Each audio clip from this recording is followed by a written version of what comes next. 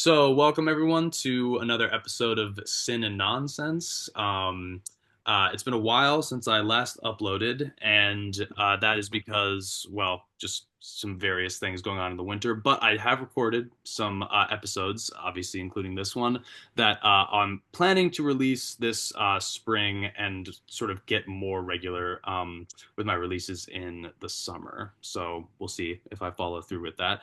But that said, going to be moving away, taking a break from early analytic philosophy for this episode to take our first foray into political philosophy. And so I'm very excited to have my old professor, Brendon Westler, on with us to talk about his new book, The Revolting Masses, Jose Ortega y Gasset's Liberalism Against Populism. So you can tell from the subtitle that we're going to be touching on some issues that are pertinent to the current political moment, but we'll also be trying to focus primarily just on, getting a sense of the unique system of liberalism, or sort of, I guess, maybe not system of liberalism that Ortega is working out in his corpus. And I'll also just give a little shout out to the original. I picked up this copy. I think this is actually the reason why I asked you to do this episode, Brendon, is because I just ran across a copy of The Revolt of the Masses, which is his most famous work at the half price books that I normally get my philosophy books from. And I was like, this is actually really interesting. I should see if Brendon is interested. So thankfully, we do have you with us. So, yeah, would you like to just give a little introduction on who you are, who Ortega is, and yeah, what your interest was? Yeah, sure. Well, thank you for having me. Glad to talk with you again. So who I am, I'm an assistant professor of philosophy at St. Olaf College, and my research interests are in political philosophy, political theory, like history of ideas. I'm especially interested in the way in which um, political concepts can kind of travel and morph and change in some ways, depending on where they are and when they are. Um, so something like liberalism, the idea of liberalism, philosophical liberalism. Usually, we might think of this as just being a sort of singular thing, right? A set of definition, a singular set of, I don't know, principles or definitions that we could attach to this idea of liberalism. But the way that I think about it is that it means different things in different places. And in particular, I've been especially interested in what liberalism has meant to the Spanish-speaking world. So a lot of the philosophers and the thinkers that I read are people in Latin America and Spain who are, articulating their own vision of democracy, liberalism, constitutionalism. And Ortega is one of those figures that I've been especially interested in. He's a philosopher from Spain. He was prominent in the first half of the 20th century. Born in the late 1800s, dies 1950s, and he lived in a really tumultuous period in Spain. Of course, in the 1920s there was a military dictatorship. Then there was a short-lived Second Spanish Republic in the 1930s before there was the Civil War, 1936. And then, of course, Europe descended into a world war shortly after that.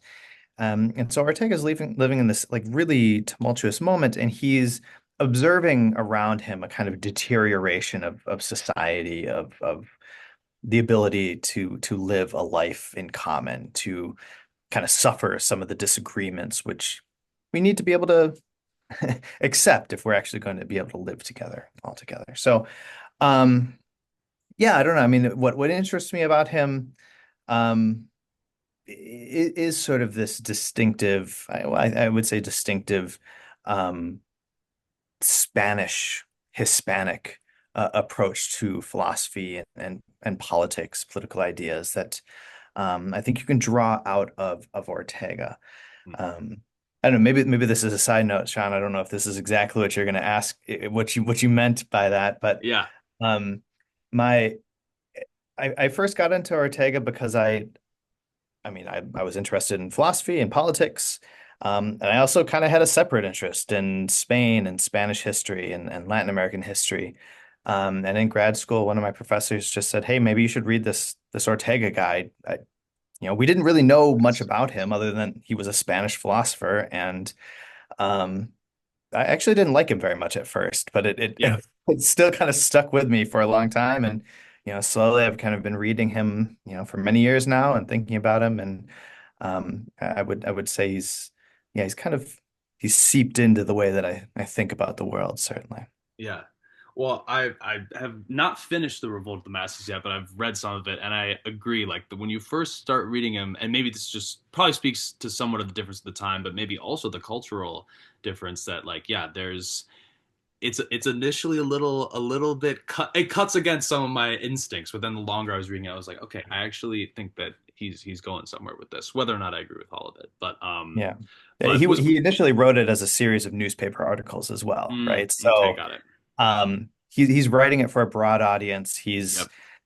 he's probably trying to draw readers in with the first, the first essay or Right. two. Right. And I think he does it, and it is kind Definitely. of funny. He later retreats from the sort of bombastic language that he uses Yeah. early on. Right. He's like, ah, Right. ignore all that. Now let's get into like the more nuanced That's stuff. And actually yeah. but I do think it can be hard to ignore the way Yeah. he starts the book. So Yeah. yeah, Yeah, I think I will. We can kind of touch on that a little bit later, and I think I know kind of what you're talking about there.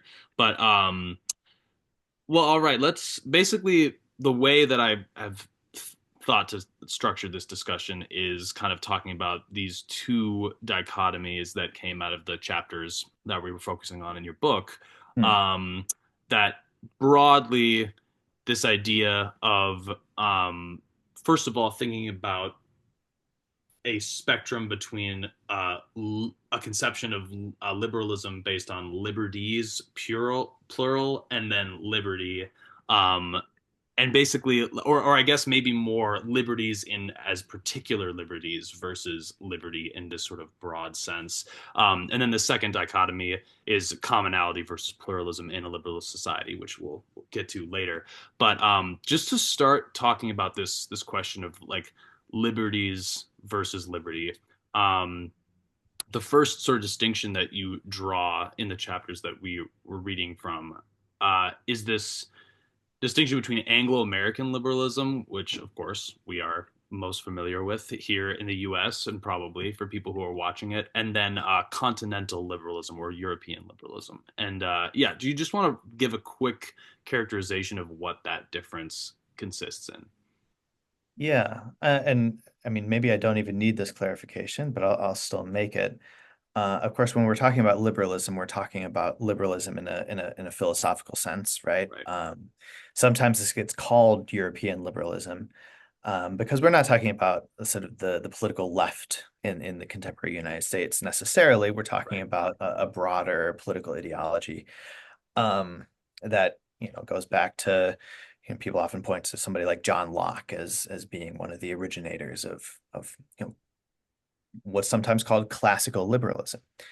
Um, but okay, so then within that vision, right, of philosophical liberalism, classical liberalism, what people, especially in the United States, tend to think of when they're thinking of liberalism is this sort of formulaic is overly strong, but they have this idea that there's a certain set of things that you kind of do, right? You set up a constitution, right? You try to establish clear boundaries between what the state can do and what it can't do, right? You're trying to create a sort of protective layer between the possibility of an overbearing and aggressive political state and the realm of individuals where right, individuals are meant to have basically as much freedom as they possibly can, right? And this results in what sometimes gets called classical liberalism. I think in the contemporary United States, often we might think of this as being, if not exactly the same as, pretty close to something like libertarianism, hmm right? Where you end up really focusing on the individual liberties, right? You're trying to, trying to establish clear rights and limitations that the government cannot, violate, cannot go past in a way that would restrict or limit your ability to do what it is you want, right? Now, that is a part of the liberal history, absolutely, right? Individual rights, the sort of idea of what we might call as like negative liberties, right? The prevention of the state from doing things to you. That's certainly a part of it, and it's especially a part of this Anglo-American tradition of liberalism that you were pointing to. But the other sort of half of that equation, continental or European liberalism, ends up being a little bit more. So if I said the first one's kind of formulaic, it's a little bit strong, but if you say it's like, all right, there's a kind of clear formula, like we're going to establish some rights, we're going to have a constitution, and we'll just try to keep the government and the people separate, right? Um, in European or continental liberalism, like it's a little bit more impressionistic in a way, right? It's Hmm. kind of, yes, there's still this desire for freedom, right? But what exactly that means and how exactly it will be achieved is less clear, right? If you read people like um, Montesquieu is sort of a classic French continental liberal. His writings on politics are, they're not necessarily laying out sort of a clear formula that has to be followed. It kind of says these are different ways, different models that we might go about achieving liberty. Um, and into the 19th century, other French liberals like Tocqueville or Francois Guizot, these are figures who are, they're again, there's a kind of family resemblance with Anglo-American liberals in that they're all focused on liberty to some extent and individual liberty more than that. Um, but theirs are less narrowly focused on the idea of preserving and protecting individual rights against state intrusion, if that makes sense. Sure. So, um, so then where are we in your questions? Let's see. Help me get back on track, Sean. Where I are we? think that that is actually perfect. Yeah. That's right what I was asking. And so yeah, so that's the exact impression that I got from reading the book was that, there's yeah, as you're saying, this sort of like systematized, it's really you can write down what the liberties are in this sort of Anglo-American vision. And then in the continental tradition, I think the word you used was impressionistic, and that's definitely it. That came across. So yeah, I guess that obviously, well, as we said, Ortega is from Spain, so he's going to be in the tradition of continental liberalism, perhaps more obviously.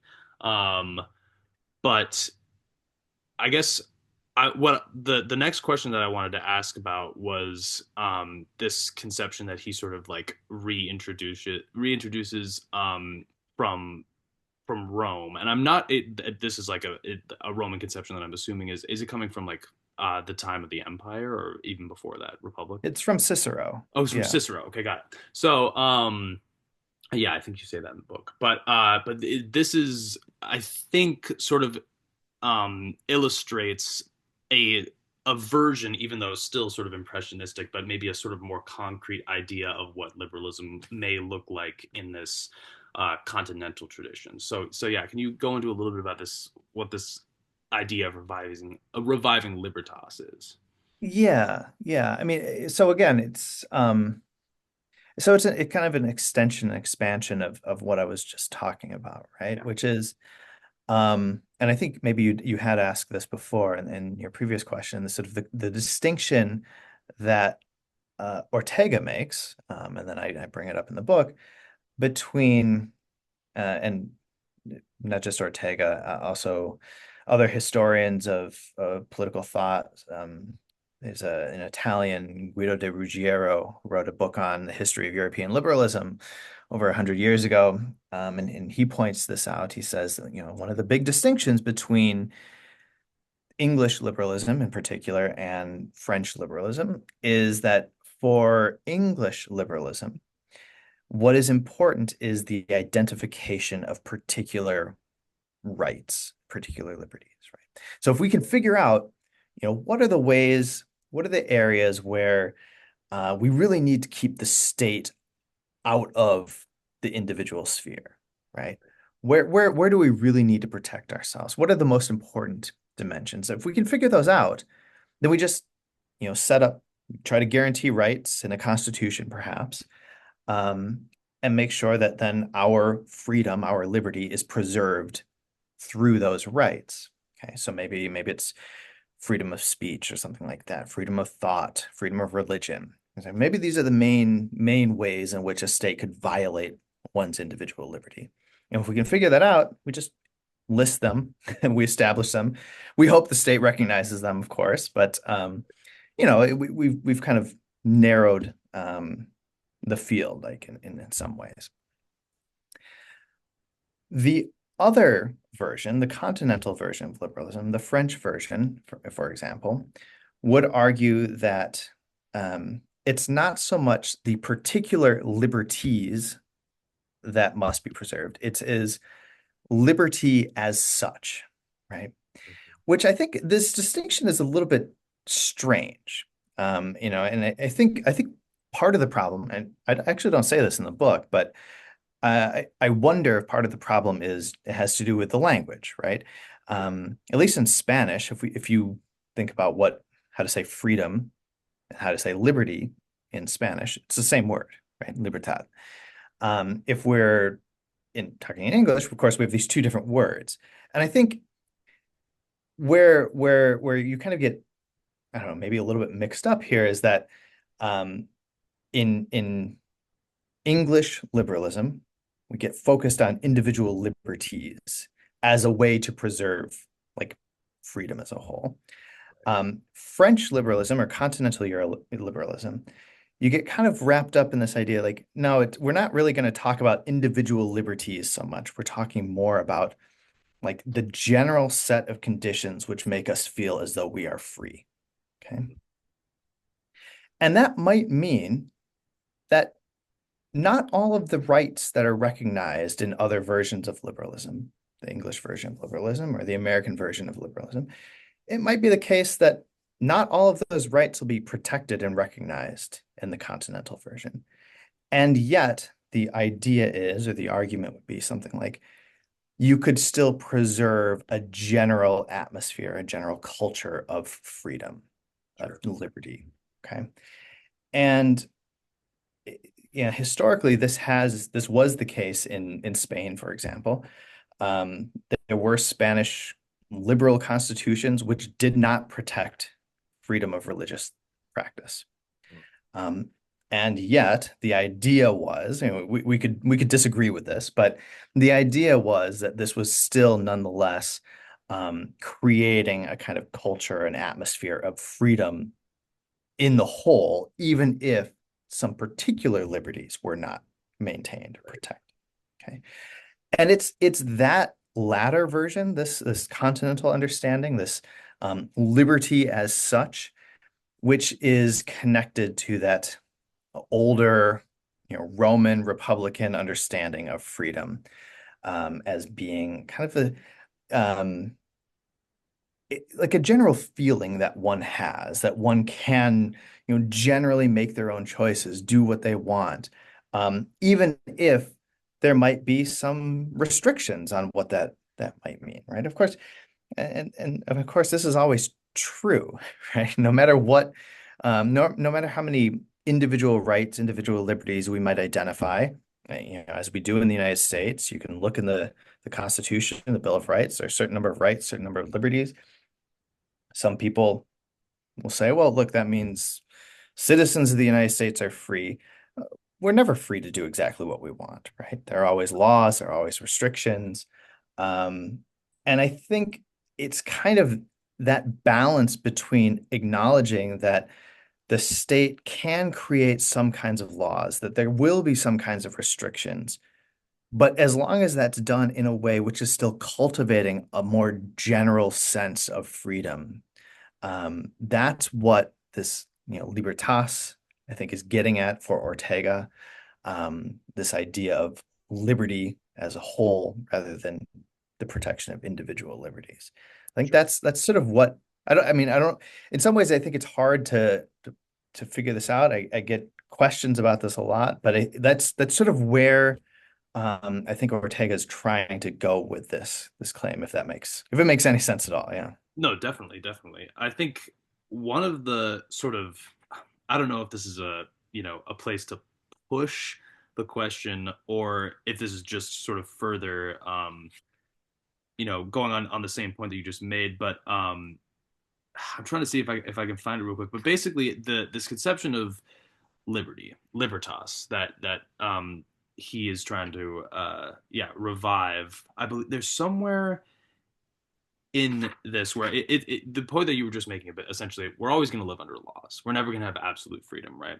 There was somewhere in the book you say essentially that the conception of freedom given by libertas is essentially living a life that like is governed by just laws, essentially. I believe is it's Hmm. like something along those lines, and I think that is, that struck me because I think in many ways, the again, like when we think of liberalism, the sort of Anglo world, or Anglo-American world, I mean, in a sense maybe that could describe it, but that's not our first way I think of conceiving it.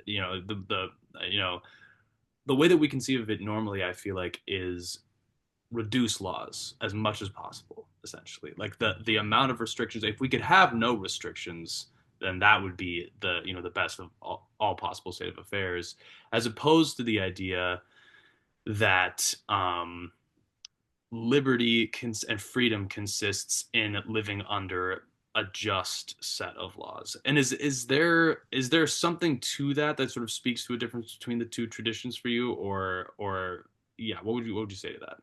No, I think you're absolutely right there. Kind of there's a question about how far into the historical minutia we should go here, right? That Right, one question that might be raised is, all right, is this still a conception of liberalism, right? If right, liberalism really is just this separation between the state and the individual. right, right. And the version that you were laying out, like the life under just laws, somebody might say this sounds actually much closer to a vision of like Republican freedom. Mm, sure. Um, and I think there's something to that. But for Ortega, for his contemporaries, for others in this, sort of Spanish speaking liberal tradition, um, there is this idea that, you know, that Anglo-American vision of freedom being fulfilled simply by, as you said, I think, if we could just get rid of all the laws whatsoever, like that would just be perfect freedom. Everybody would be happy then, I guess. I think Ortega sees this as just kind of a naive understanding of politics. For him, sure, rights are okay. It's just that you can't place all of your political hopes on the preservation of rights. One of the things that he points out is, the relevance of individual rights will shift over time, right?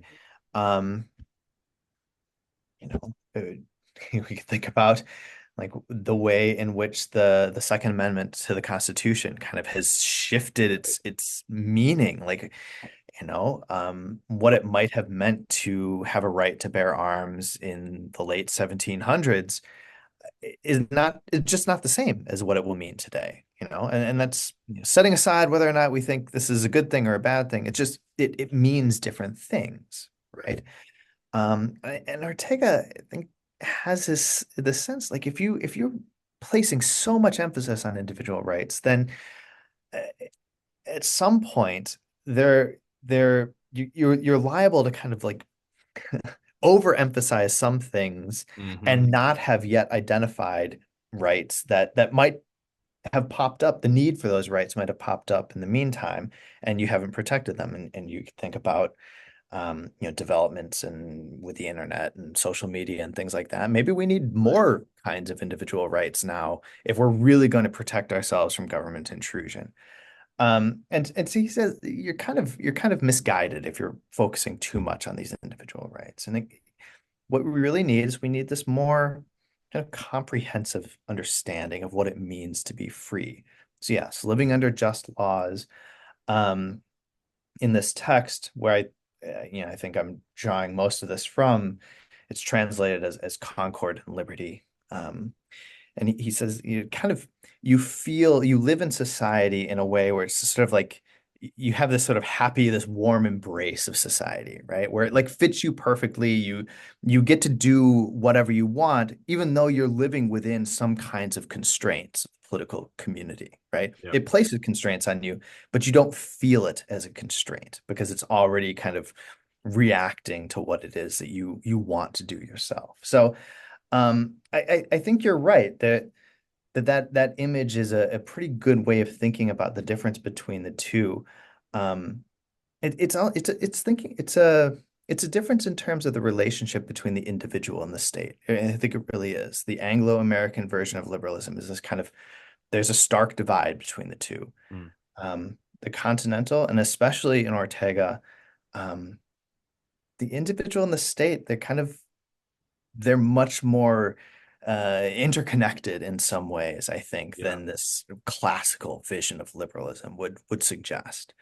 Um, and again, Ortega thinks that that's his version of liberalism is just simply the one that you need to have in the 20th century, right? There might have been some point in the past where society, the state was not as expansive as it became in the 20th century. There might have been a point in the past where you could imagine yourself retreating from the world.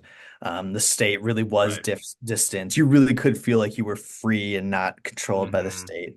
Right. And even in the 1920s, Ortega is saying like this is just not a possibility anymore, right? The world in which he lived, saying the state is everywhere, society is everywhere. So now we need to think about what it means to be free, given the reality of like an expansive state, an expansive society. Right. Um, and that certainly seems to be all the more relevant in the 21st century, right? The state is everywhere. Society is everywhere. The possibility of retreating from it seems um, small, right? Right. So then we need a different conception of what it would mean to be free, not just this kind of naive, well, no government, no Right. laws, right? Right. Right. We Right. need Right. it to be a little bit more nuanced in some ways. Um, I want to just read this quote here because I think I'm actually not sure which work it's from, but it's so good for just encapsulating what you were just saying. So this is Ortega. My thesis is that there is no single concrete liberty which circumstances may not someday make impossible. But the abolishment of a liberty for material reasons does not give us a sense of being curtailed in our free condition. Some of the liberties that the 19th century set such store by may quietly be foregone in the course of time, while dimensions of life in which we are still unfree may enter the zone of freedom. Human Mm, freedom, and we speak of political freedom only, is not dependent on the materialization of any one form of freedom. Liberal constitutions themselves implicitly admit this in providing for possible suspension of all liberties under special, that is, transitorial circumstances. But circumstances that are accidental in certain periods can be the rule in others. So, I think first of I all, was thinking the same quote when I. oh yeah, absolutely. I mean, this first of all quote is amazing, and I do think that this was probably the most like the biggest hint and glimmer that I got of like, okay, there is actually something very unique and very different from the sort of Anglo-American tradition that I've been so steeped Mm, in. mm, Going on here, especially this what the point that you were just making about the idea that he keeps bringing up this notion of circumstances and the idea that our the particular liberties that we are going to be holding at any given time are going to be calibrated to the particular circumstances as you're saying like mm. and I think that there's a do you mind if I kind of digress here for just a second to give a little okay Please. there's an idea in I guess I'm drawing a connection to I'm talking about analytic philosophy in some other videos, and there's an idea in epistemology, which you may have sort of heard about, that it's the debate between foundationalism and anti-foundationalism, and there's this metaphor about a ship in epistemology where the idea is that you know in science we're building this ship, which is our theory, our beliefs. Each board is sort of a theory, whatever. And foundationalism is the idea that we can like go ashore, step off the ship, look at it from a distance from this Archimedean point, and try to rebuild the ship and take out all the bad beliefs, whatever, sort of like this Cartesian idea.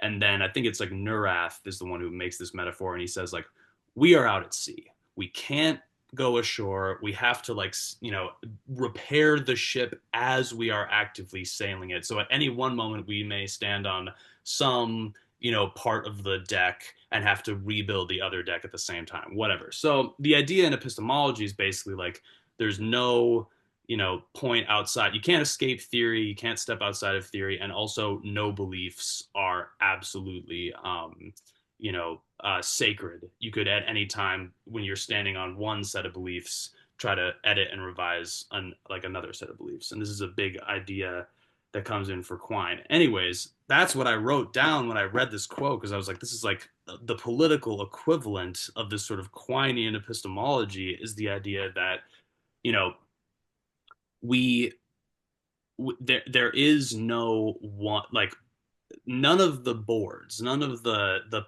particular liberties are things that cannot, given certain circumstantial changes, be uh, be edited while we sort of rely and stand upon other freedoms that we have. But of course, if we lost all of our freedoms, that would be the sort of the door closing on liberty in general. So Yeah. there's, I guess, basically the idea that it's a historicist outlook that is also like allows me to imagine, okay, sort of like this situation where I guess the interesting like parallel for me with the epistemological case is that the sort of crazy conclusion that Quine draws from this in the epistemological case is that we might at some point, given a change in circumstances from experience, be inclined to reject something that seems as fundamental to us now as the law of excluded middle and logic or something like that, which we cannot really necessarily conceive of a situation in which that would happen now, but given certain conditions changing, that may occur.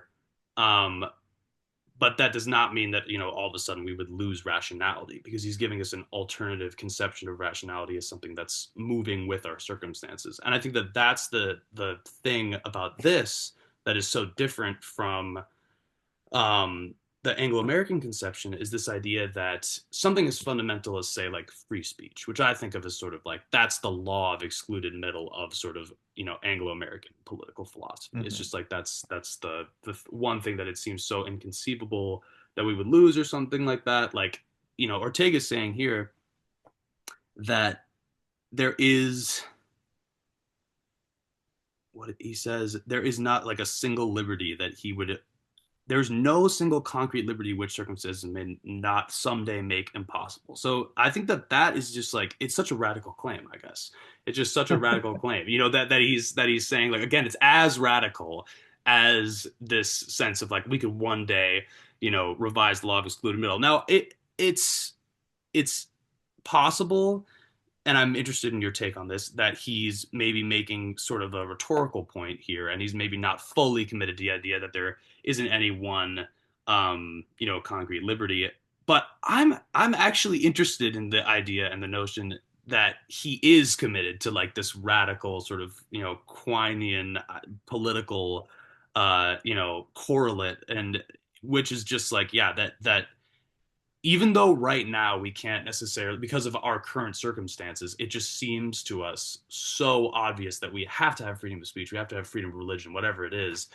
There may eventually be circumstances, we don't know, but there could eventually be circumstances in which it would make sense for the sake of liberty, in the same sense again as for the sake of rationality, getting rid of the law of excluded middle, for the sake of liberty, getting rid of something like free speech. Do you think that he would be sympathetic with that idea?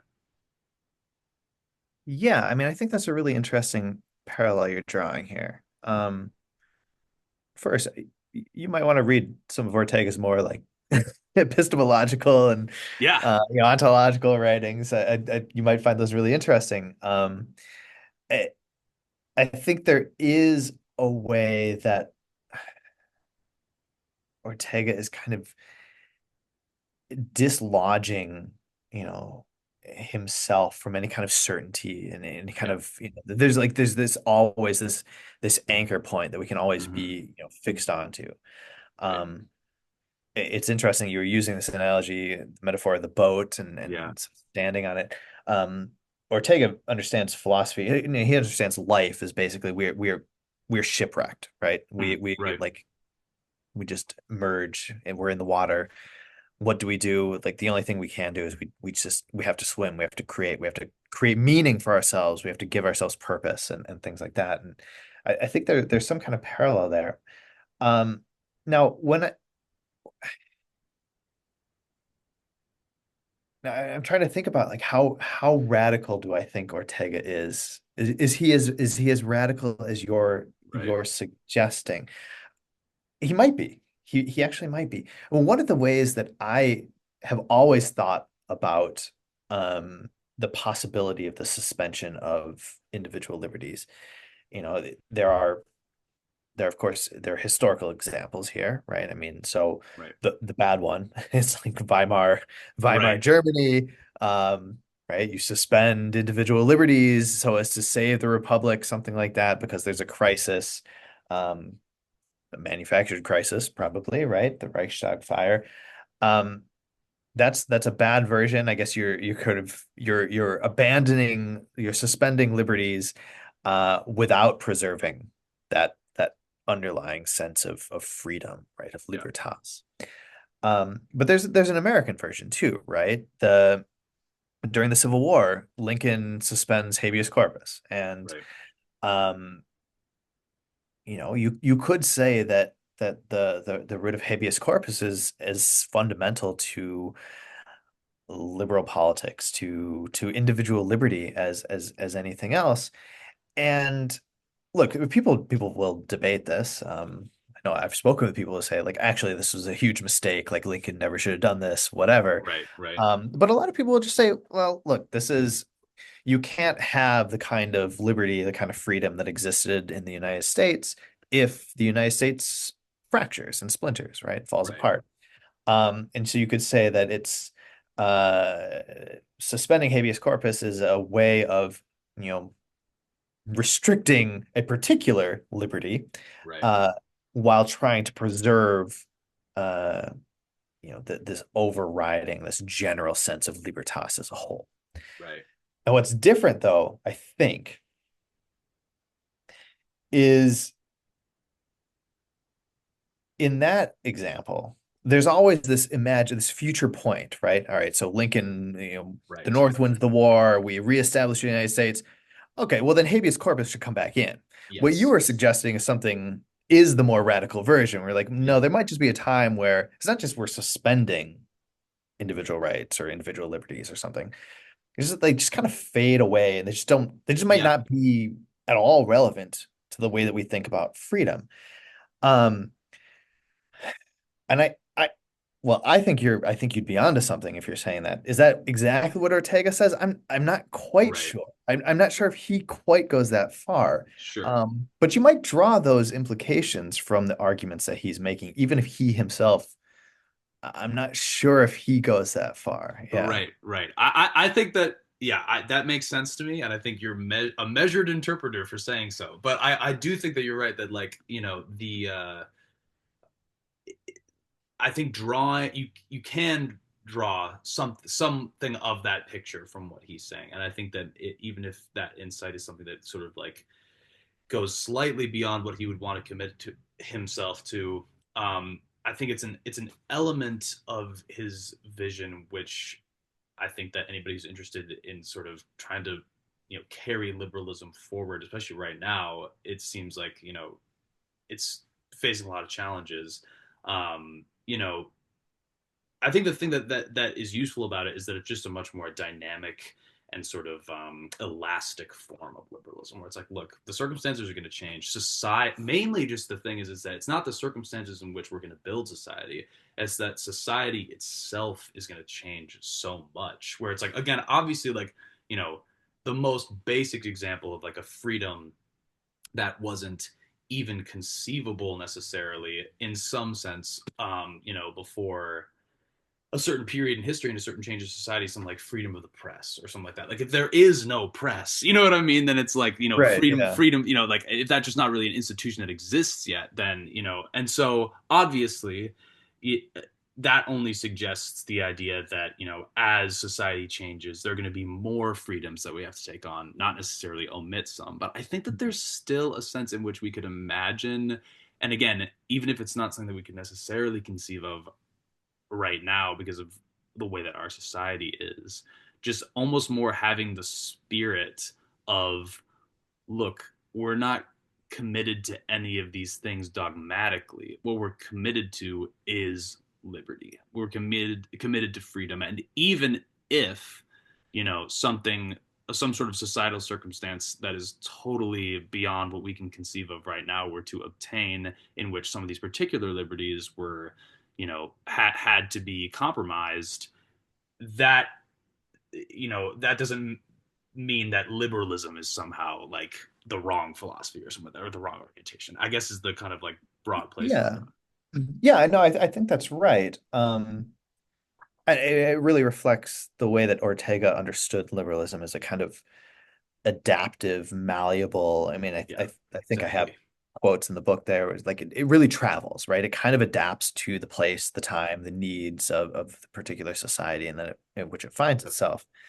And it's not this sort of again fixed set of dogmatic principles. It kind of it reacts and responds to the Yes. particular needs of the moment. And for Ortega, he's thinking like, all right, we need to conceptualize, we need to think about what liberalism is actually going to mean in the 20th century, right? Um, he's rejecting some of this older 19th, 18th century British liberalism. He's like, look, this is just a thing of the past, right? It's like I was saying before, it imagines a world where the state hasn't penetrated all of society. And it's like that's just not the case anymore. Um, Mm.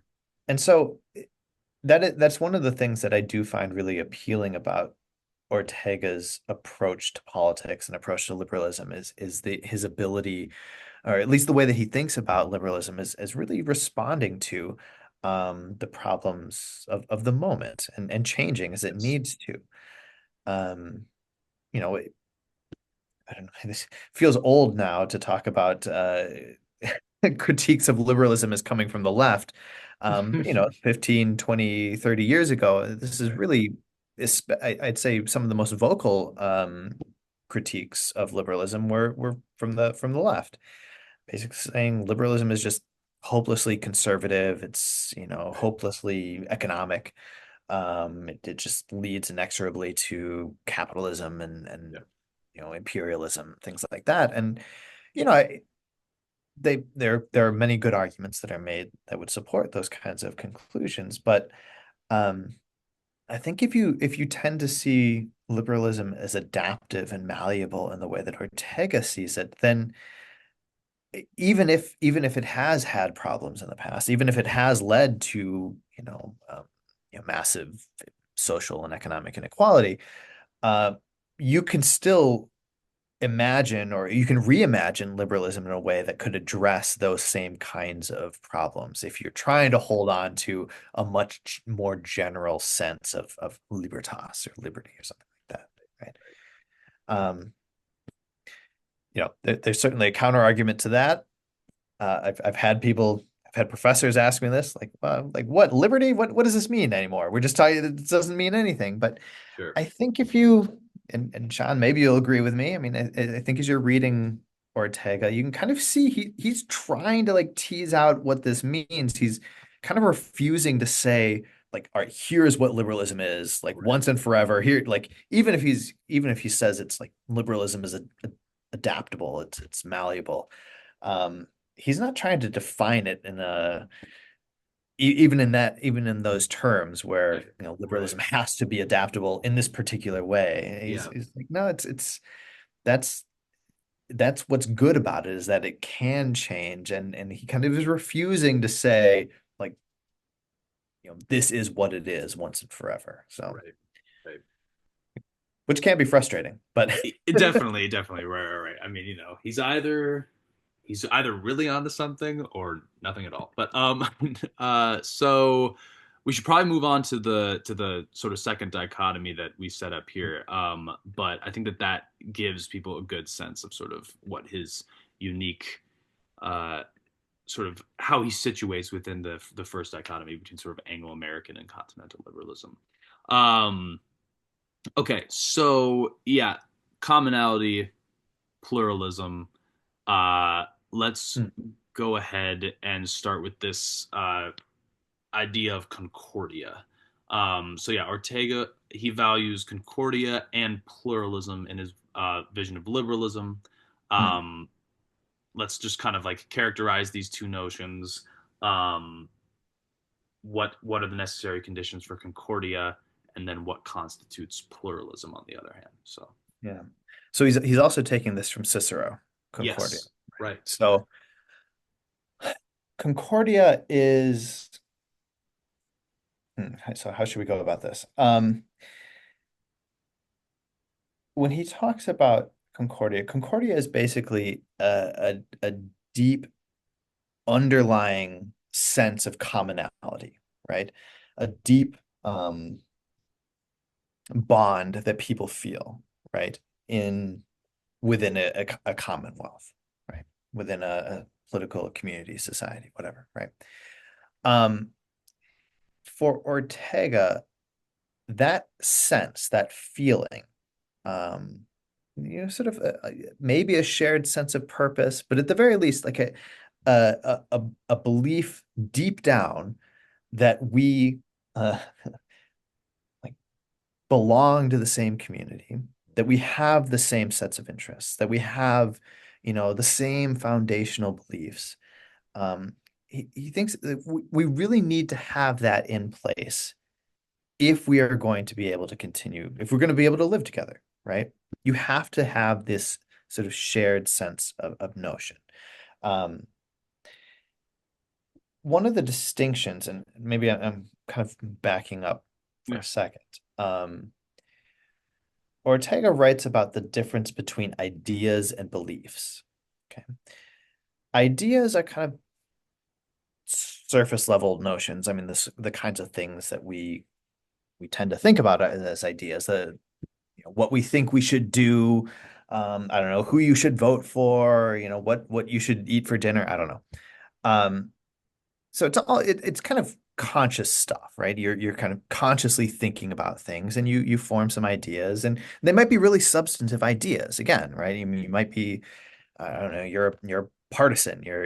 It's really important that we vote for the Democrats. So we've got to really, I don't know, we've got to reduce taxes, or we got to tax the wealthy, or whatever, right? And maybe again, these might be the products of like really serious, really deep thought, but they're still for Ortega at the level of ideas.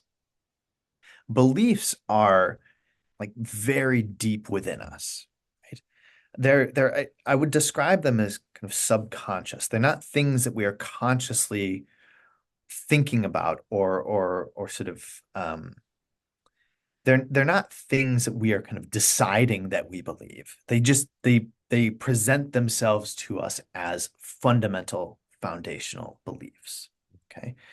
And Concordia is functioning at that level, right?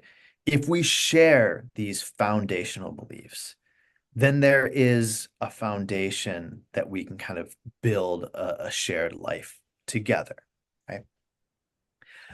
Um, and maybe we can talk more about that, but I want to make sure I say something about pluralism as Yeah. well.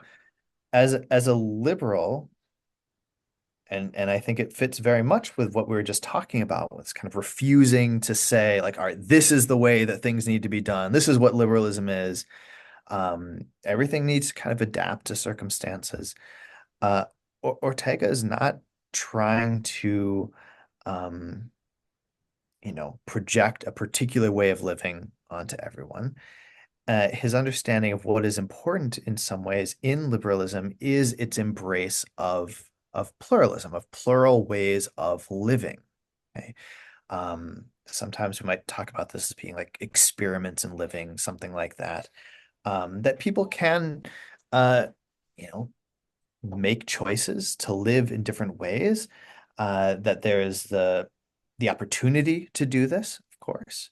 Um, that different institutions, different systems of government, different cultures exist. These are all good things for him, and he wants to kind of preserve this as a way of preserving a sort of richness of society, right? At some point, he talks about this is what the um, for him, he thinks this is one of the great resources of Europe as a whole, that Europe is plural, right? You go to Germany, France, Spain, Britain, there are all different ways of kind of doing fairly similar things, right? And we can think about this now, right? They're all liberal democracies, more or less, right? They all vote, they all have parliaments, they basically are doing in a very general sense, they're all engaged in the same kind of political life, social life, and yet France, Germany, Spain, Britain, these are all very different places, right? And they enact these visions differently. Um, and it's that kind of sense of pluralism, which Ortega says is actually um, it's the source of this great strength, right? It provides a kind of once again, a kind of adaptability to respond to the particular needs, the particular conditions of any given place, different people like that. So um, it's sounds like these two things are in tension, right? This Mhm. idea of like this fundamental concordia where everybody like shares to some extent like these deep foundational beliefs, and then the embrace of pluralism on the other, where people are living in these different ways. Um, but for Ortega, these aren't inconsistent.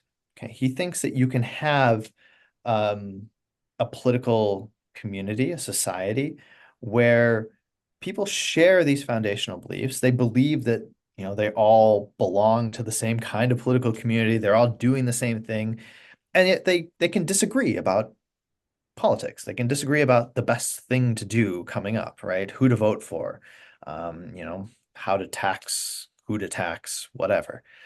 Um, these are the kind of surface level disagreements that he would talk about as existing at the level of ideas, right? Mhm. That kind of pluralism, that kind of toleration of different ideas, different ways of living, he thinks really is only possible if you have that Mhm. shared sense of concordia that exists Right. like deep within us. Um, if we've lost that sense of concordia, then our disagreements are not just surface level, right? They're much deeper than that, and that's when you're going to have some real problems, some real crises come out. Yeah, it is interesting. The two do seem to like be in tension with one another, but then in a sense they're also sort of constitutive of one another. It's like you can't like Concordia is in a sense only like relevant in a plural society in a way, and also as soon as pluralism loses Concordia, you're not living in common anymore, so it's not pluralism anymore. It's just multiple monadic societies that have split up. So but that being said, I do want to push you on the tension question, Just and because very quickly, can I just yes, interject yeah, something? please, That breaking down into the different yes, societies, I mean, that is what he thinks the revolt of the masses is, right? right, right, In right, right, short, that's the right, revolt of the masses, is that you don't have people living together in societies. It's just that everybody's kind of splintering and breaking right, down to smaller and smaller groups. right. That is kind of the fear that he's expressing there. But And anyway, all right, so go ahead. well, Yeah. I was gonna say, do you want to say the word that he uses for that? You know what I'm thinking of? Uh, uh, Polulation. Oh, well, would you say that when he says disintegration, that's what he's talking Oh, about? Or disintegration. Yeah, yeah, yeah, yeah. I just that one I remember from our class that we did together. That one got locked in. But And that was the other book, right? Invertebrate yes, Spain that invertebrate you read. Spain. Yeah. Yeah, yeah, he Uh, talks about that and that, and I was like, this is really interesting. But we will definitely get to that. Um, but yeah, I just wanted to dwell for a second on this idea. Yeah, basically about sharing foundational beliefs like pluralism. You know, we can have a plural society to a point, but when we think about what foundational beliefs are, because this is I'm sort of pointing towards in the book, you talk about this sort of challenge, or I guess maybe it's just some reflections that Isaiah Berlin had on this topic, which is basically, mm, as I understood it from the book, and maybe I'm misremembering, but the idea being that like if the foundational beliefs are become disparate enough, then we're gonna be basically like facing issues and what's like necessary for well basically for what we might call concordia. And so what we can only be pluralistic in our society to a point, because if we lose this sort of like shared foundation, then that's when this sort of disintegration is going to happen.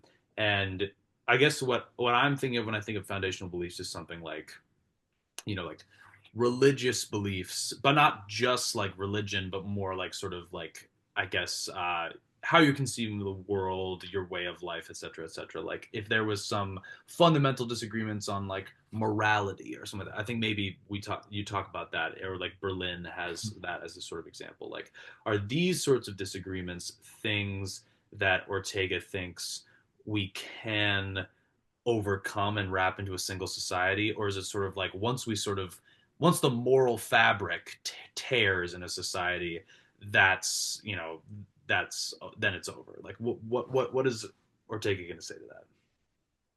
the moral fabric of society. Yeah, I mean, okay, I'm just using that as a sort of buzzword, but I think the idea being like if there was a sort of moral divergence, because I think that the you know I guess to make it more concrete, I think that people nowadays have a tendency to say something like, human rights aren't politics, or something like that, where the disagreement between somebody maybe, hmm, like on more of the left of things and more on the right of things is like, well, listen, like this isn't a disagreement over something that is a legitimate political problem. This is a disagreement over a fundamental moral issue where we can't even have a legitimate disagreement about it. Like, and that is sort of like one of the things perhaps that's leading to sort of kind of like this what we would see in our own day and age as this kind of like hmm. disintegration that's happening. So I guess that's sort of what I'm pointing towards when I'm saying like the moral fabric tearing or whatever. Yeah,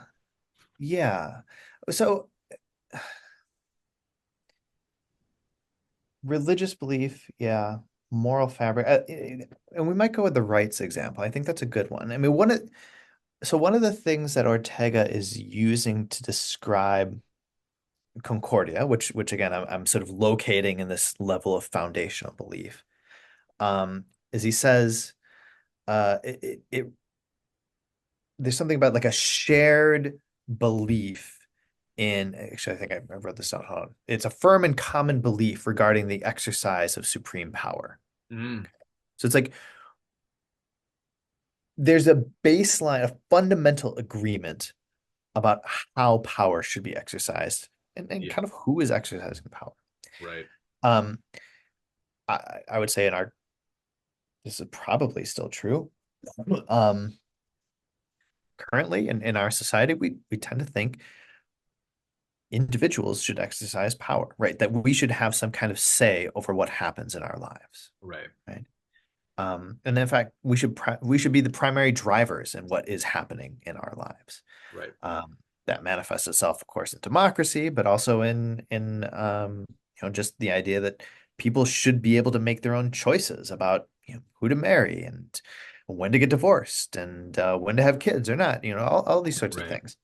Um, that there's a kind of baseline assumption there. Now, if somebody were to come along and say, actually, no, the best way to organize ourselves is we shouldn't just let people make their own choices. This is chaotic, right? I mean, mm-hmm. sure, maybe it's what people want to do, but people don't always want what's best for themselves, right? So maybe what we should have is we should have a kind of society where experts make all of the choices for everyone, right? Right. Maybe this is kind of silly, but like if that kind of belief really found a foothold somehow Right. in the Right. United States, we'd start to see a real problem in like this.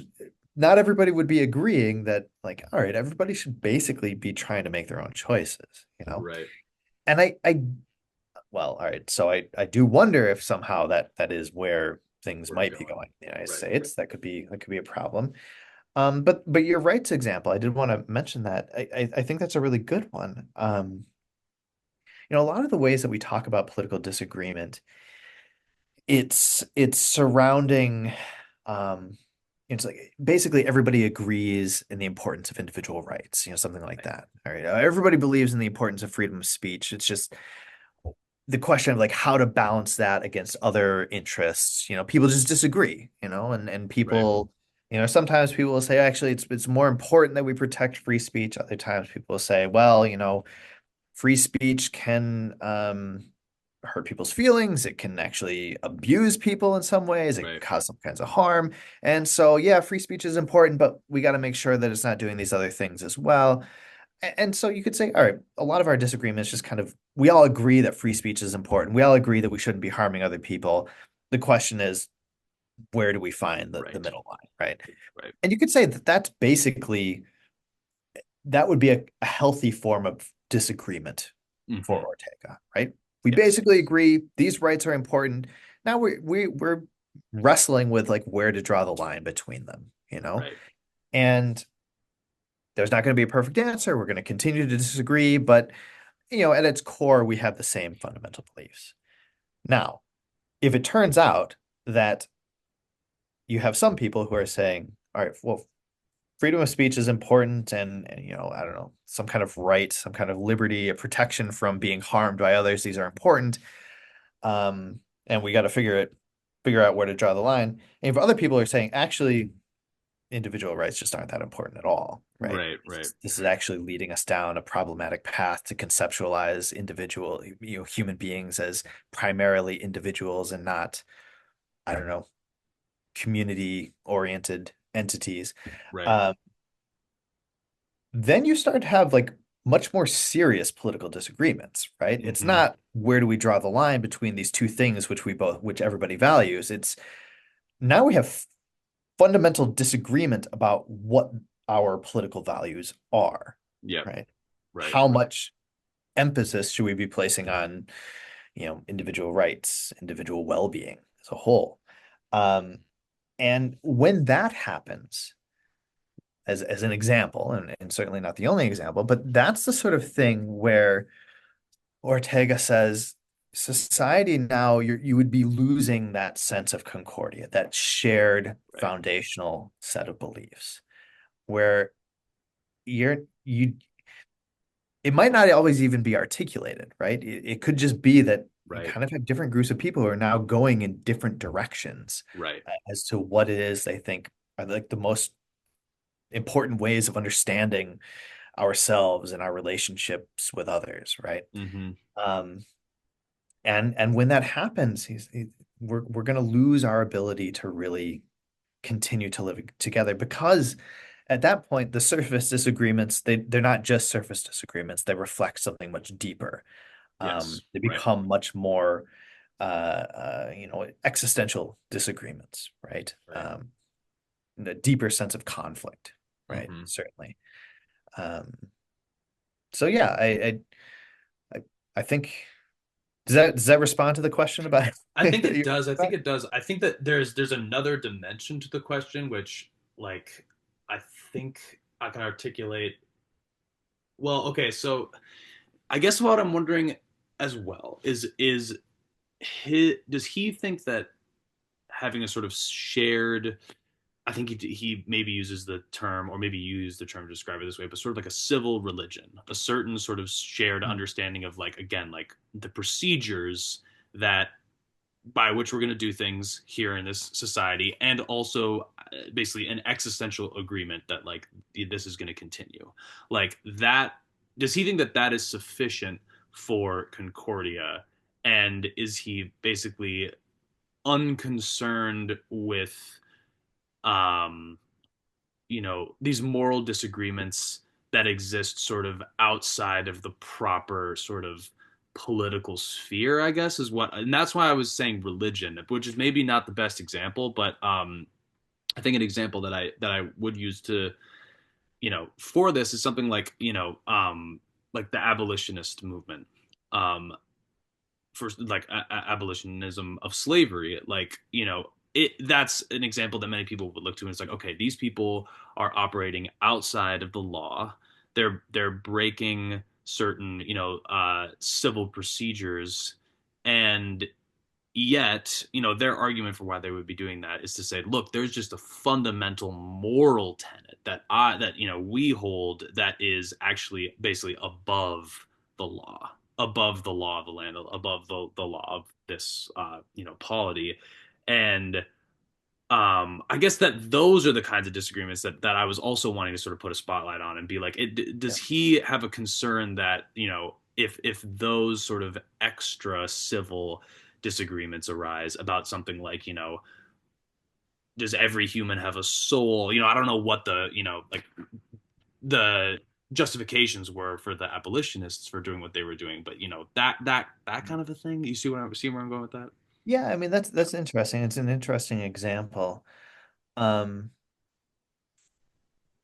I mean, all right, different abolitionists said different things, Sure, absolutely. but some of the abolitionists would basically argue something like, um, that the principles of the Declaration of Independence, the Hmm. principles, the Constitution, are inconsistent with the practice of slavery. So what does it mean? And this is Lincoln actually, right? He says, Yeah, what does it mean to actually, well, at least some versions of Lincoln, what does it mean to be an American, to realize these principles, to hold on to them?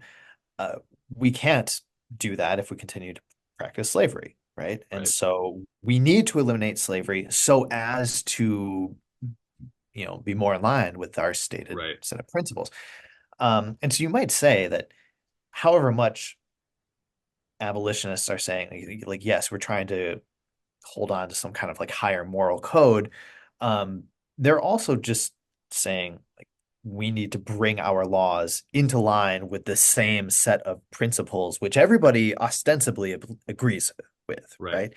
So in that sense, you could say that the abolitionist movement is actually also developing out of a deep sense of concordia, right? That Sure. we all agree in, the declarations claim that all men or all people are created equal, something like Hmm. that.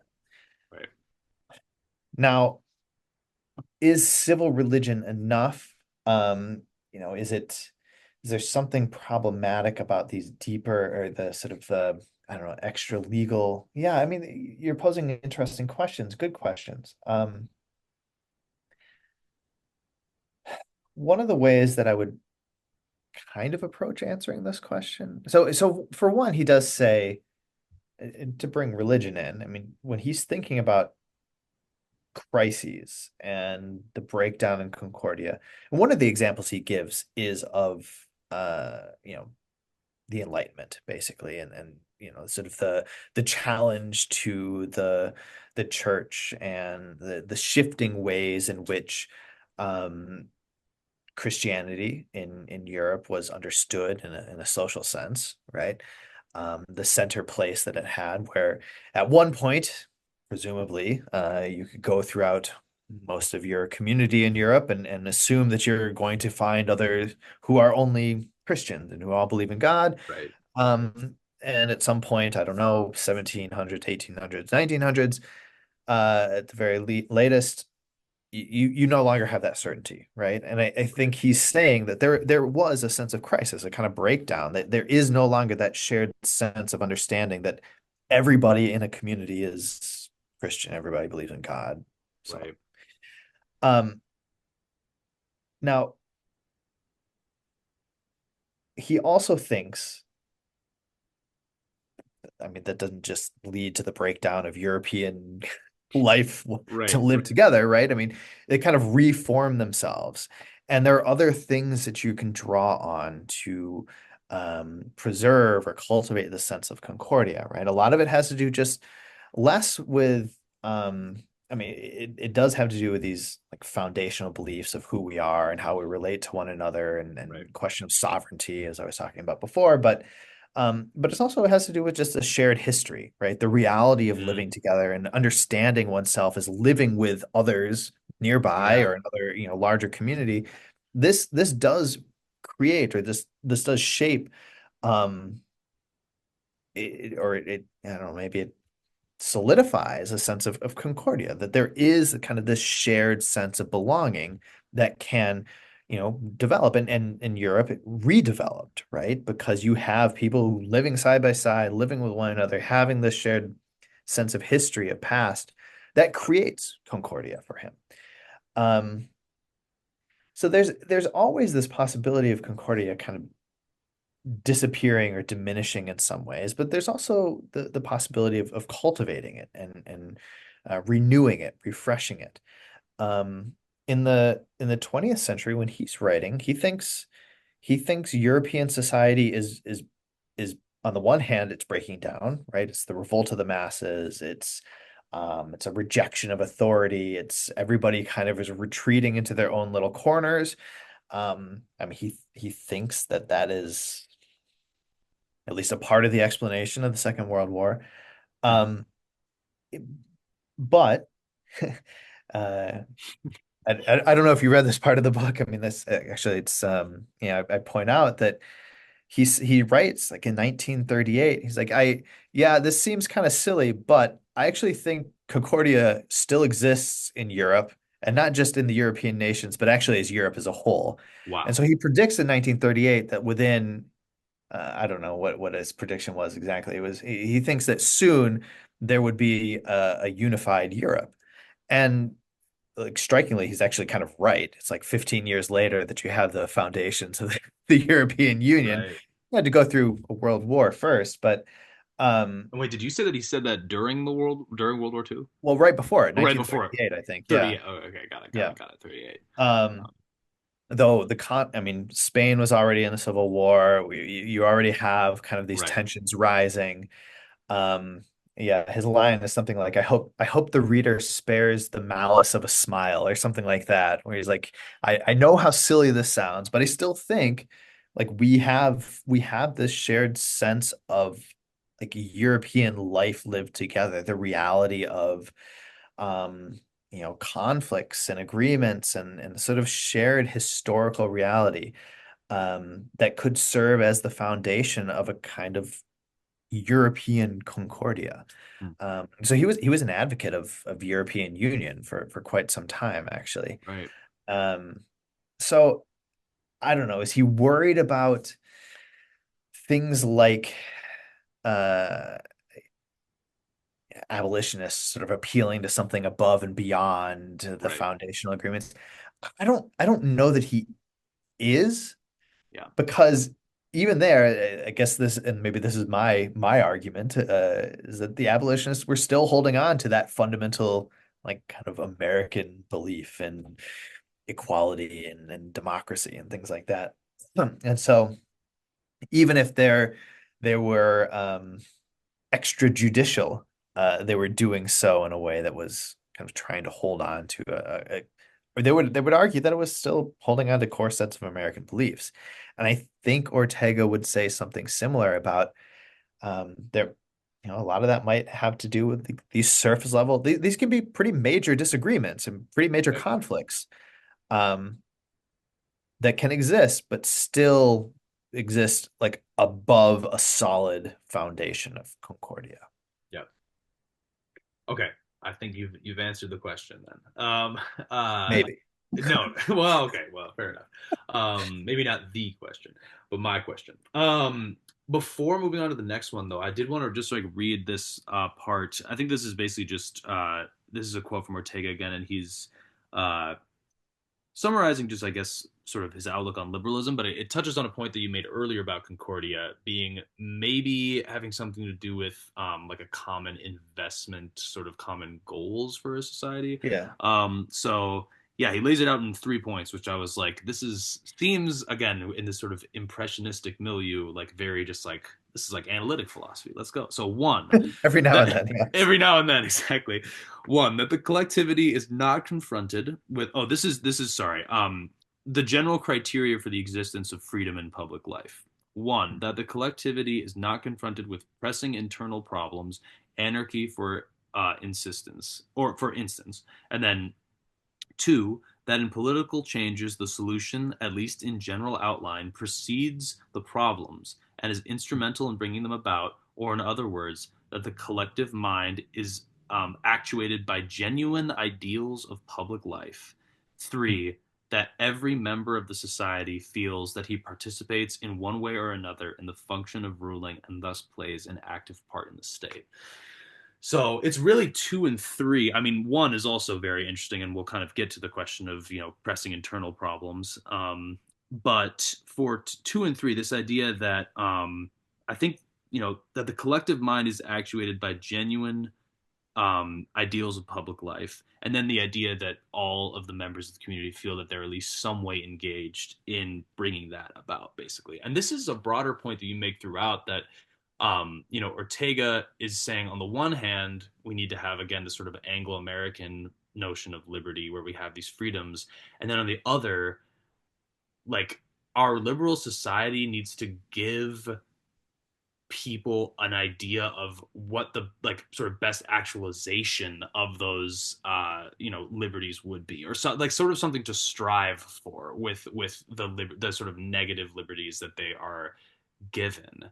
And I think that that's such a distinctive part of not only his liberalism, but then speaking to what I think again is in connection to the notion of Concordia is that like, and I wonder maybe this is going too far, but that it seemed to me, and I think also some comments that he made in Invertebrate Spain also seemed to suggest that like a necessary condition for Concordia um, is some sense that we are all in this community striving towards a kind of common goal, even if that again isn't something that we could just write down, but just a sort of a vague idea that we're all invested together in something and moving forward together. And if that goes away, then that's when we start to see this sort of like disintegration, which is what we'll talk about in the next question. But yeah, yeah, Yeah.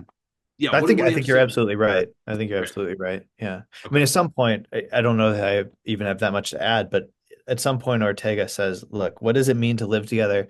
It's not enough just to live next to one another, right? Right. You actually have to have some kind of shared sense of purpose, Yep. right? And I think you put it well. It doesn't necessarily even need to be purpose like we can write down that we're like Right. fully even conscious of, but there does need to be this sense that we are collectively living together for some reason, right? That we're Yes. doing something together. That's really important for him. And I don't know how far you got in the Revolt of the Masses, but one of his answers potentially is not just that he thinks the European Union is possible, but that it's like this could be one of the things which gives people purpose, right? Right. Trying to achieve European unification. That can kind of be something which orients, which Right. vertebrates both Spain and Europe as a whole. Right. Right. Well, okay. That said, now I love that this is like coming near more the end of the conversation, but the revolt of the masses. This is let's just talk about it. And I mean, maybe there are some other things on the same point that isn't just the revolt of the masses, but I guess the question is, what are the circumstances in Ortega's time? And I think we're going to find that many of them are also in place in our own, if not more acutely, that leads to a threat to concordia and a threat to pluralism. So what is this thing, the revolt of the masses? What is this thing? The Obviously, revolt of the masses. Yeah, no.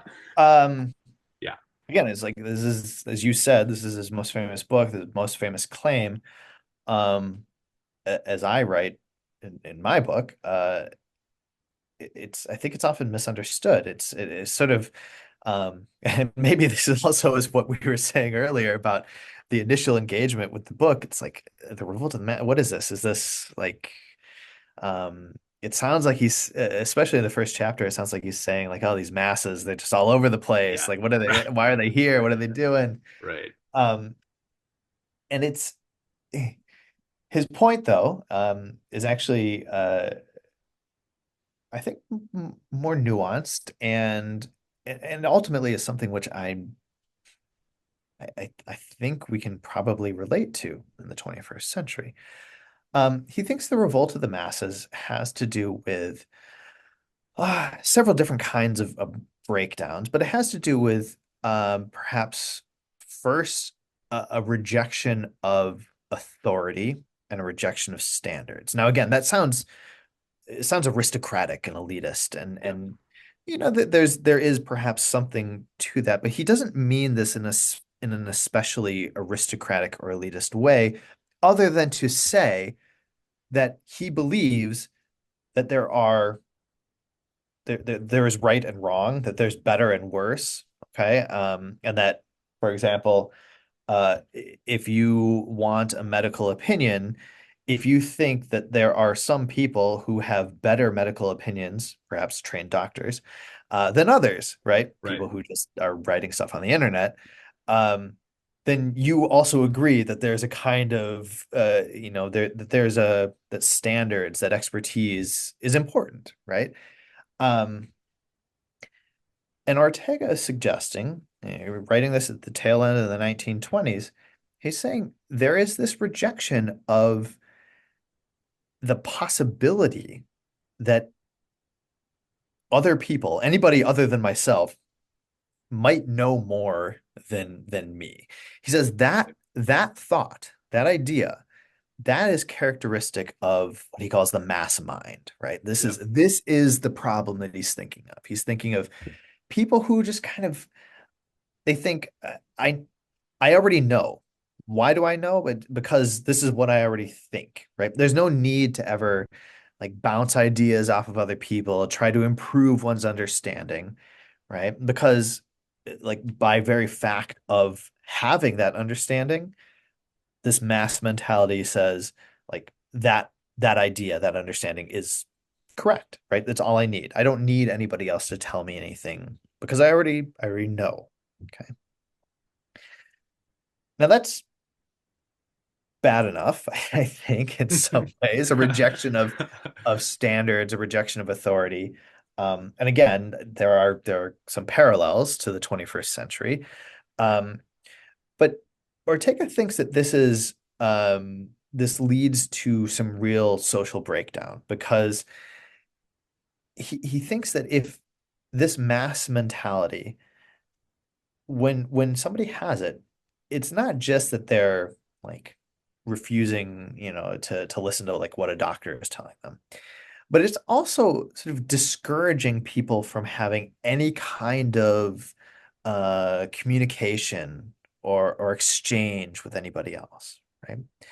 And basically the idea is if I already know everything that I need to know, why would I like push myself? Why would I try to talk to somebody who might tell me that I'm wrong, right? I know that I'm not wrong, so I don't need to listen to anybody else saying that, right?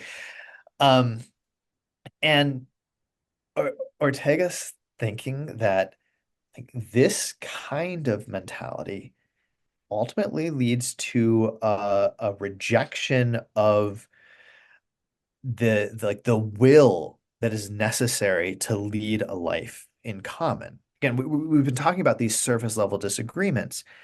To some extent, we can tolerate those disagreements if we have this shared sense of concordia, right? We have this kind of foundational shared set of beliefs. But if we are like kind of amplifying those surface level disagreements because we are refusing to ever engage with anybody else, right? We never that we don't actually have any real life in common whatsoever, Right. right? And so Ortega understands the problem of the 1920s into the 1930s as being this kind of fracturing, as you said before, this disintegration of life lived in common.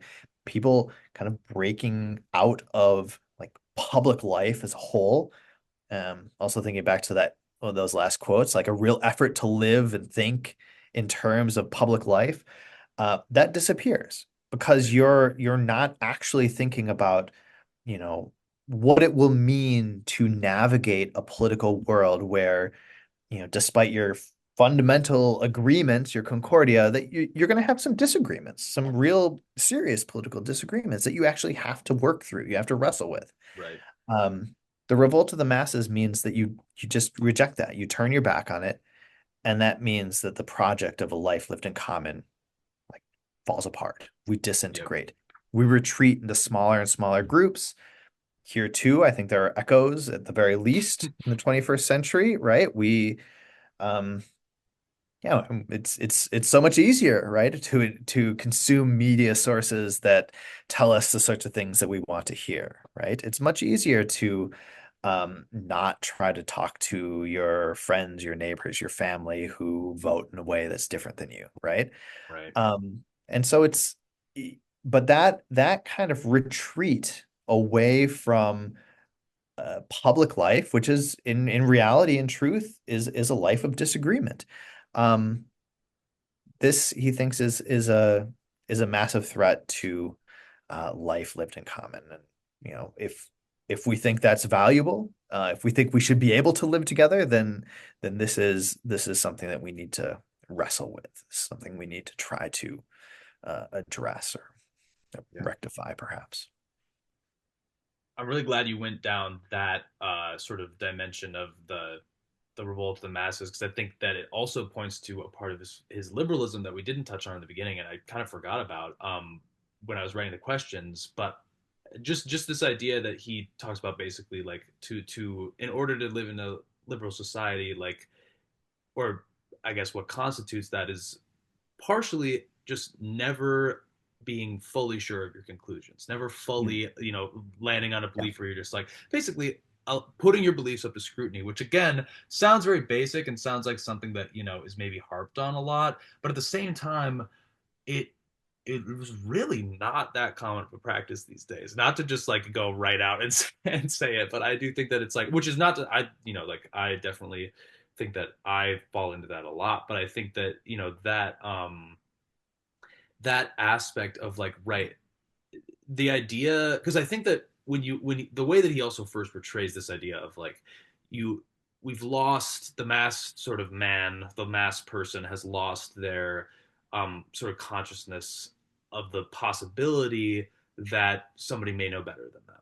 And the way that he initially puts that point does sort of make you think like, okay, he's talking about this sort of like, you know specialists and sort of your betters, and like, there Yeah. is an element in which I think that there is a legitimate critique of like, well, a lot of institutions these days have lost people's trust because they've either become corrupt or they've done, things that seem morally objectionable in the past. So it's like there is a question about like, you know those parts of our society sort of holding up their end of that bargain.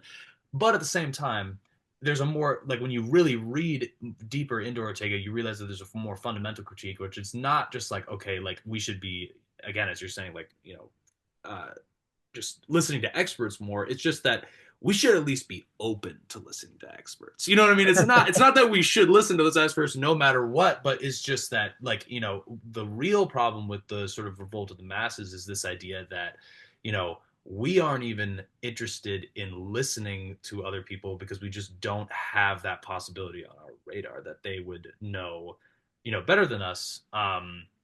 Which I just think, speaks to a certain, yeah, which I do think that that's very alive and well, and probably the most like relevant to our current situation.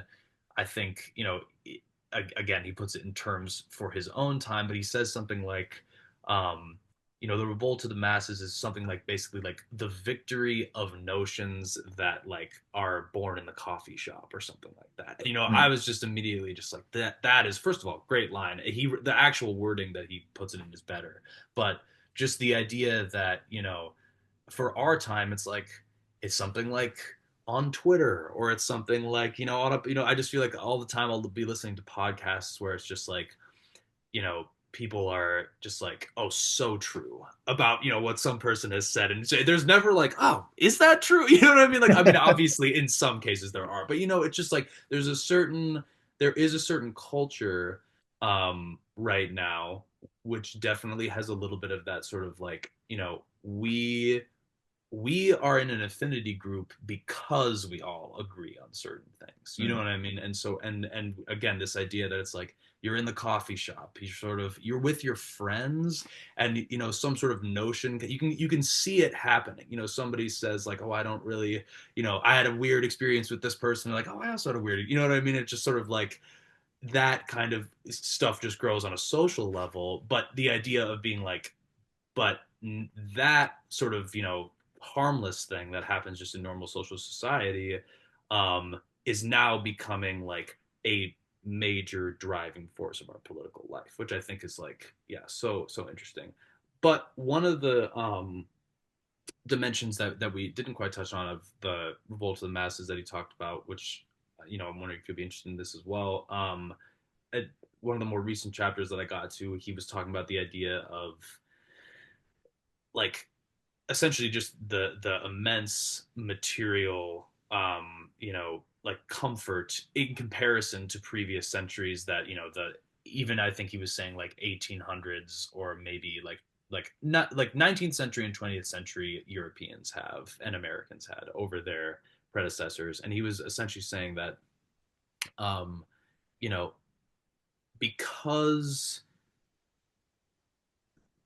the like individuals with these material comforts don't no longer need essentially to like go Mm. over to their neighbor or something like that to rely on them for XYZ thing, because it's like, well, I already have it at my house, you know what I mean? Like because of that, you Yeah. know there's again, not only can we just see this idea of like disintegration happening there in this like sort of atomization, but also just like I think it's basically the point that you made earlier, where it's like not like just because you live next to somebody doesn't mean that you're sort of like living in a common enterprise. And I think there's a sense in which I guess the revolt of the masses, it seems like, has a dimension to it where it's like because Western society, European society, sort of like broadly at Ortega's time, and then sort of now just the sort of, I guess, global north, however you want to put it, like the first world has reached a certain point of material comfort.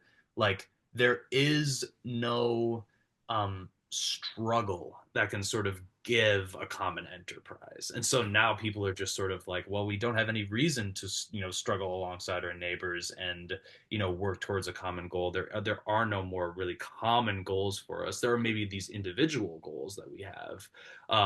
But and especially thinking about for Americans, once we reach the point of like unipolarity after the Cold War, is just like, okay, like kind of like what goal is left for us to strive for as a society.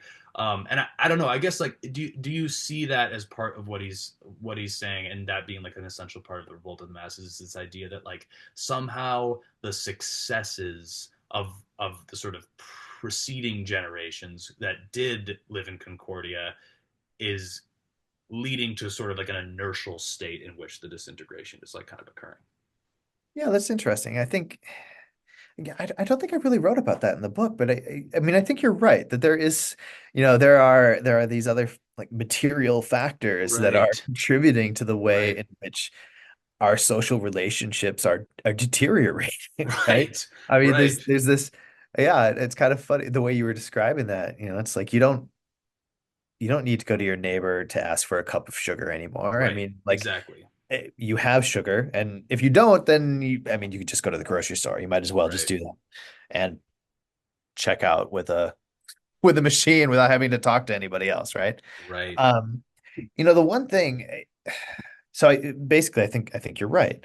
Um, now I'm kind of going past Ortega a little bit though, just Yeah. to respond to what you're saying. I mean, one thing that was kind of, I think, was kind of interesting in the very early days of the shutdown with the pandemic Yeah. is like it kind of was a reversion to that older moment where like Yes. all of a sudden, so now we can't just buy whatever we want. Right. We don't just have everything. And I'm sure this depends a little bit on where exactly people were for the pandemic and the shutdown. And I mean, I remember videos of like what it was like singing together, and Yep. there were like some efforts to cultivate like little groups, little pods, right? And then the Right. first months, um and I remember like there was like all of a sudden like much stronger sense of like togetherness with my neighbors than there had been Yeah. previously. It's like we're all kind of in this thing together, and we have to deal with this and figure it out now. I do think that feeling disappeared, Right. relatively quickly, Right. but and probably quicker in some places than others. Um, but you're right. I mean, there might be something about like being confronted with some sort of challenge or some kind of Right. limitation, which like forces us to kind of fall back on more fundamental relationships with one another, our shared sense of existence and Right. um, purpose in a way, right? That we all are now living together and we have to face this thing, this pandemic, this disease. Um, Right. I Right. guess the question would be, how would we recover that, or how would we Yeah. preserve it in some way Exactly. beyond that? Exactly.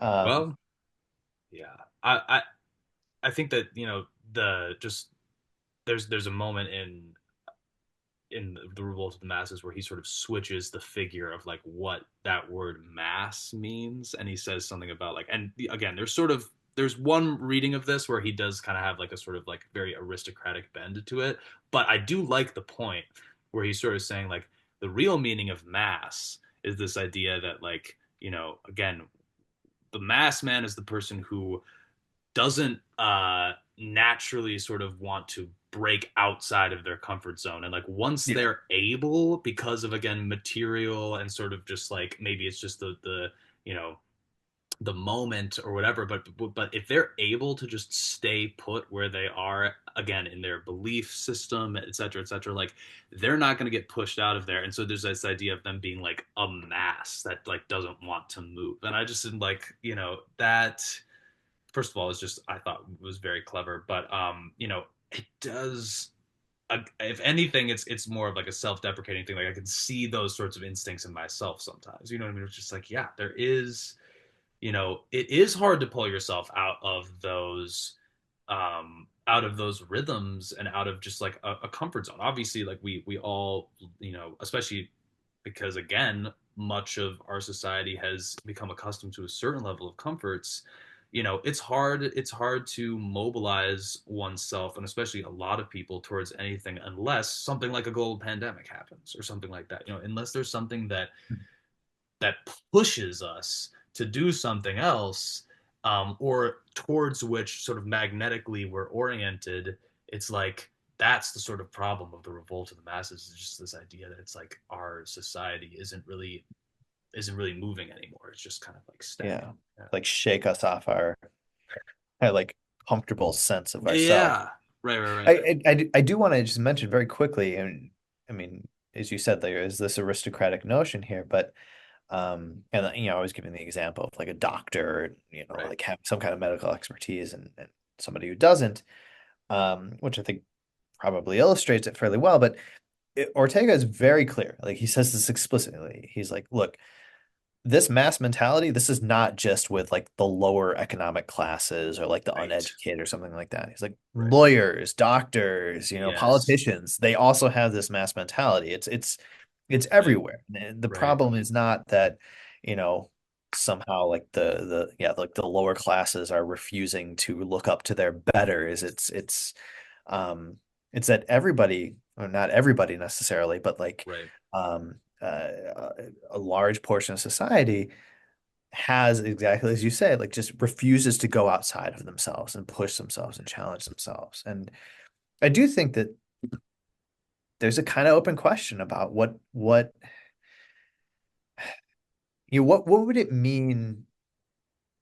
So let's say that we do have this kind of mass mentality like ourselves, right? Right. And let's say that this is pervasive in the United States. Because I think you're right. I think most people who would hear this would say, well, yeah, I mean, would I rather like get into a political argument with somebody or not? I Right. mean, most Right. people would say probably not. Yep. Um, so does that mean that we have this mass mentality? And I'm not I'm not sure that it necessarily needs to be that absolute, Right. or like just because we're a little comfortable or because we don't want to, constantly engage in political debates or something like that. Does that mean we have to be mass? And I'm not sure that that would be the case. But it does seem like at the very least we should try to cultivate a disposition that will leave us open to others, right? A kind of inquisitiveness. Right. Uh, you know, I think we were, I think you were talking earlier about like the sort of openness as a kind of form of a part of his liberalism. And in the book, I talk about like his spectatorial politics, and he's Yes. trying to, like, one of the things he like is really trying to cultivate among his readers is a desire to like observe and just see what other people are doing, paying attention to what's going on around them, and not just, just focused solely on themselves and what interests them. Um and being Mm. open to the possibility that somebody that you might be wrong, right? Somebody else might be right. Um that's at the very least, those seem to be like very tentative steps in a positive direction, right? Yeah. Um, Again, how far does that get us? I'm not sure, but tentatively Right. moving in the right direction. Yeah. Yeah, I guess that's sort of what I wanted to land on here anyways, was just a question of like what his sort of, proposed solution for his time, and maybe for our own, what a sort of like, and again, knowing what we've said about Ortega so far, there's probably not going to be a list, maybe here or there, but is there a sort of general impression that we get from him, of, or at least maybe something we could pull out of like an Ortega style way of dealing with the problem of sort of disintegration? Yeah. Yeah. So I'll say that I find myself in some ways wrestling with this more now these Yeah. days than in the past. I mean, it seems like the political circumstances in the United States have shifted Yeah. somewhat. And certainly in the book, right? When I read about this, um, there's a kind of, there's not like a, as you say, yeah, there's like a series of steps which we need to be taking. It's sort of more general response to these conditions that Ortega is encouraging people to do. Right. And it has to do with that, being open to others and paying attention to what other people are doing. Um, there's this line he has about being um, neither left politically nor right politically. Um, and I think that actually means less like the politics of it and more like don't be an ideologue of the Right. left. Don't be an ideologue of the right. Acknowledge that different situations might require different kinds of responses. Right. Retain something of this general sense of liberty, of libertas. Try to pursue that, but be open to different ways of doing it. Um, there's another really nice line where he says something to the effect of, it's okay to hold political positions, just don't let the political positions hold you, right? Right. Don't be captured by political positions. And so I think that's kind of the thrust, right? Um, in the last chapter of the book, I write more about the way that Ortega talks about crisis. And, again, this sort of fracturing of Concordia, this sense of uncertainty, a kind of destabilization, right? That you kind of you no longer have that certainty of like where you are, and that you actually share this understanding of why we live together and how we should live together. Right. And his response is kind of curious. I mean, he ends up pointing to this French statesman, Mirabeau, who was Yeah. um, kind of, I mean, he's kind of controversial figure in the post-French Revolutionary period.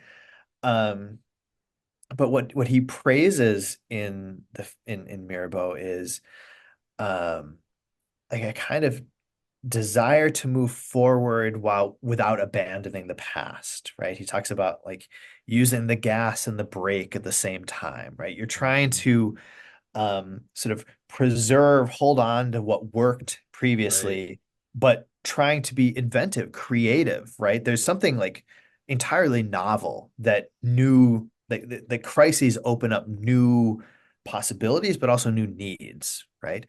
Um, and so this is where we kind of come back to this adaptability, this flexibility of liberalism. It's like you kind of are trying to hold on to that general sense of liberty. What are the things that are going to really like that we need to hold on to moving forward? But are there things that we need to adapt? Do we need to jettison certain principles, aspects of liberalism that we had been holding on to? That might be possible. That might be a possibility. And Ortega, Ortega's not especially clear here. So then trying to apply it to our situation in the 21st century requires some real creative reading, interpretation, and application of whatever we can draw out of this. And I'm not entirely sure what the answer is, especially in light of, the shifting political terrain of 2025. Right. Uh, maybe a few years ago, a decade ago, it would have felt like enough to say, look, don't retreat into your own corners. Like let's really Right. try to cultivate this sense of living a life in common. Um, Now it does seem like there's probably more of a fracturing of Concordia than there had been previously, right? Right. I think people could disagree about this, and it's hard to comment on contemporary political issues and moments, but it does seem like there's some real skepticism of uh, like long held principles of liberalism that are emerging, and Right. long held principles of democratic accountability, and Yeah. so does that mean that um, that we are like fracturing in a meaningful way, that we are disintegrating? I don't know, but it does seem like it's a possibility, in which case we need to, you know, rededicate ourselves to a kind of life lived in common. Um, Perhaps trying to identify perhaps common projects, something that will bring us together, unify us, vertebrate us. Right. Um, but this is all pretty vague, and I don't know. I mean, that's the answer. I mean, I think talking in 2025, I don't know. And but one of the surprising things about Ortega is we might think of ourselves as being in a really stark, um, perhaps scary political moment. Um, he's writing leading up to a civil war, an actual civil Exactly. war in Spain. Right. Then he's writing he writes like a new prologue to the Revolt of the Masses, where he's basically doubling down on everything that we're talking about now. He's writing that in 1938, right? In the middle of the Civil War. So, he seems to think that these responses, that they're not just tepid. It's not somehow insufficient. It's like, no, these are the general principles that we need to be committed to. And this is the thing that we need to do if we want to try to continue to preserve what it means to live this life in common. Right. I was having the same thought. I was like, who knows? Maybe he'd say that actually Concordia is still alive and well, and we're gonna have a unified, situation in the United States not too long from now. I mean, Yeah, I I don't mean, know. we might be in a better situation than 1930s Spain, and Right, hopefully. right, exactly. Hopefully, right. But right, exactly. But if Concordia can be, can be there, perhaps it is here. I do think that like it's hard to say whether or not our current situation is one, kind of going back to earlier in the conversation, in which like is the disintegration that we're feeling right now at least apparent? Is it a disagreement over these sort of civil religious tenets, or is it disagreements on these sort of, again, like sort of the extra legal, extra civil questions? Like I'd be, it's an interesting question, and you know it's possible um, that you were talking about the idea of trying to sort of think about a common enterprise that could sort of like bring back some level of life in common. And it's possible that just the that we're entering into a multipolar world for the first time in a long time, and it's possible that that will do Mm. something for us in that regard. Obviously, I mean, I'm trying to give this an optimistic spin right now, but I mean, like, but who knows? Who knows what could happen? Um, but yeah, there was a part in chapter 5 where there was I was trying to find it for a moment there, but I didn't want to look too deep into it. But it was he was saying something about how it's necessary to sort of like imagine and build out a a world view in a sense for to be able to this is on the part that you were talking about of sort of this dimension of creativity of Yeah. like right we need to think about sort of use the example of constitutional monarchy where it's like let's take what works and then let's sort Mm. of like think creatively about the future. And I guess that's something that I wanted to kind of near the end here throw out to the potential philosophy people who are watching this of like that there may I was sort of I liked to see a glimmer of like a potential place that philosophers could actually play in a positive political program, which is does not happen often, I feel like. But I was sort of like there's sort of a role for philosophers here, even in these sort of more like abstract thinking of like building out a sort of worldview and like imagining a way of seeing the world in which people can live in common, which Yeah. again is like pretty vague, pretty vague as a mandate, but at the same time um you know it's it's still like a positive like I guess mandate to point to. But Yeah, and I mean, I think it. So I might not have been especially clear about the Mirabeau example. So I'm glad that you kind of are bringing this back to the constitutional monarchy thing. I mean, what Ortega says about Mirabeau is that he was like a true political genius in the right, sense that like he recognized that after the French Revolution, the monarchy could not exist unto itself. right, And so according to Ortega, and I don't know I don't know this independently, right, Ortega basically says Mirabeau invents constitutional monarchy. Right? That's basically right, what he says. So you have the monarchy that is still, it still is playing some kind of social role in France. But now it's, the reality is one of a democratic reality in the right, 19th century in France. And so that means you need to adapt, you know, aspects of the older order, the old regime, adjust it, transform it such that right, you can kind of take what worked previously, but now update it for the new world. And right. what would that look like today in our world? I don't know entirely. I don't know. Um, we might need our own political genius, I suppose, but Right. perhaps some of the philosophers, as you said, watching Can this is tap that in. could be their moment. We'll see. We'll see. Um, yeah, yeah. Um, that reminded me of there's a comment in the Revolt of the Masses where he says something like, um, he says something like freedom has been the like normal state of like the Mm. European for like centuries or something like that, basically, like throughout its history. And just the idea that like even this transition from sort of you know constitutional for like or from monarchy to constitutional monarchy might, if you think about that in a very broad sense, be thought of as like again just another sort of transformation within a broadly sort of just like this elastic sort of malformed liberty as such, you know what I mean, where it's like Yeah. that that is yet just another phase. So I guess And and yeah, going back to one of the quotes you read before, where you yeah, said like one of the things uh, that people need is they need to feel like they're participating actively in yes, public life.